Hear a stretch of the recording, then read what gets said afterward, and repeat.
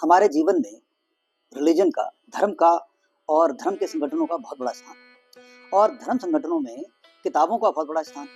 In fact जो majority religion, जो majority of civilisation को आज की डेट में कंट्रोल करते हैं या उस पर काबिज हैं, वो तो रिलीजन ही बुक के रिलीजन है। They call religion of books like Jews, Christian and Islam.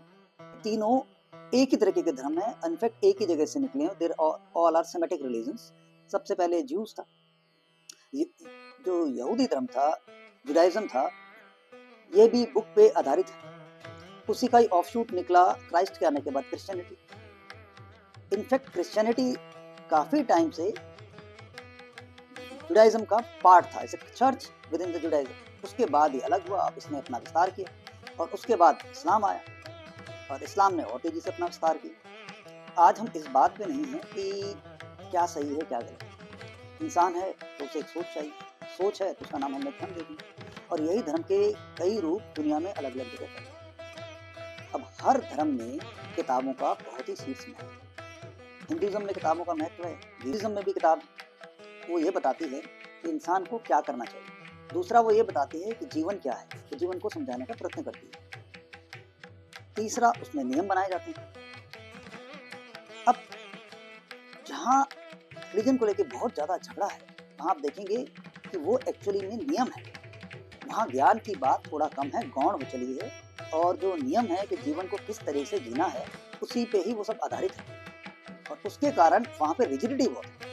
अगर आप सनातन धर्म या हिंदू धर्म की बात देखेंगे तो यहाँ पे इतनी सारी किताबें हैं, इतने सारे रूप हैं कि रिजिडिटी का कोई स्पेस रह ही नहीं जाता। आप अगर रिजिडिटी भी रखते हैं तो आपको एक बहुत छोटे से समुदाय में वो रिजिडिटी रखनी पड़ेगी जिसको फैला नहीं सकते, because that is not acceptable with in this kind of thought. अगर आप बुद्धिज्म में बात देखेंगे तो बुद्धिज्म में वेरियस स्कूल्स ऑफ थॉट्स हैं, जो वेरियस स्कूल ऑफ थॉट समाज में एक साथ रह रहे हैं और वो और कोई कल को नया कोई स्कूल ऑफ थॉट भी बन सकता है, but that is not possible in any of the Semitic religion. यही शायद सेमेटिक रिलीजन्स में जो जद्दोजहद चलती रहती है कि they think rest of the world is fighting against them, they have to fight the rest of the world.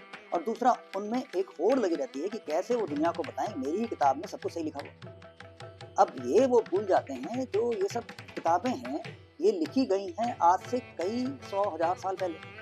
कई सौ हजार साल में मनुष्य के जीवन में काफी परिवर्तन आ चुका है। हम काफी कुछ दुनिया को और जान चुके हैं। हम ये जान चुके हैं कि सूर्य पृथ्वी के आसपास चक्कर नहीं काटता, पृथ्वी सूर्य के आसपास चक्कर काटती है। कि हम ये भी जान चुके हैं कि चंद्रमा का क्या रोल है, कि चंद्रमा की अपनी रोशनी नहीं है।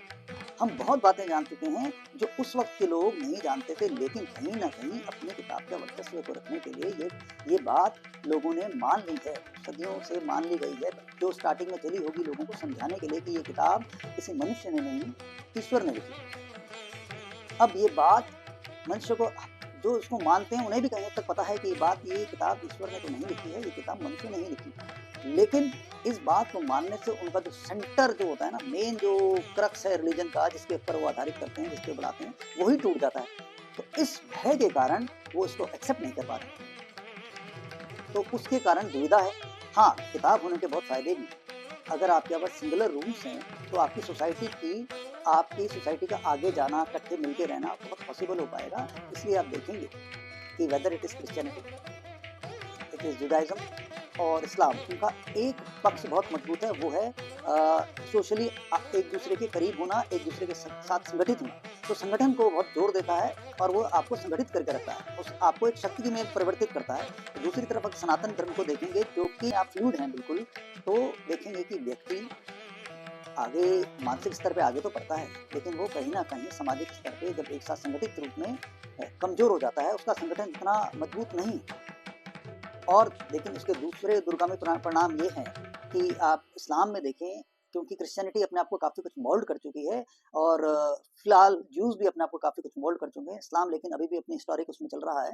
तो इस्लाम इज बेसिकली वो एक नेशन की तरह हो जाता है, जिसमें एक कॉन्स्टिट्यूशन को मान लें या कानून को मान लें, तो एक कानून बना हुआ है जिसको आपको फॉलो करना है।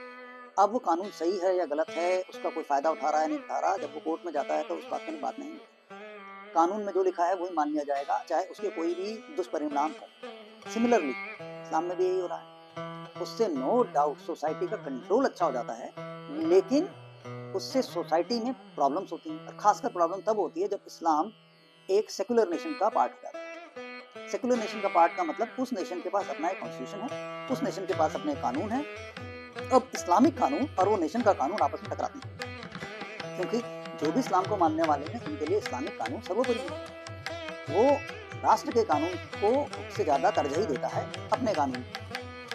और इसमें कुछ गलत नहीं है, क्योंकि ये इसमें सिखाया गया, that's the way they are developed. So उस सोच के कारण उनका जो आपस में समीकरण है वो बदल जाता है, और जब वो समीकरण बदल जाता है तो वो एक निरंतर होने वाले झगड़े का रूप है, जिसका कोई निदान मुझे नहीं आपको दिखता है।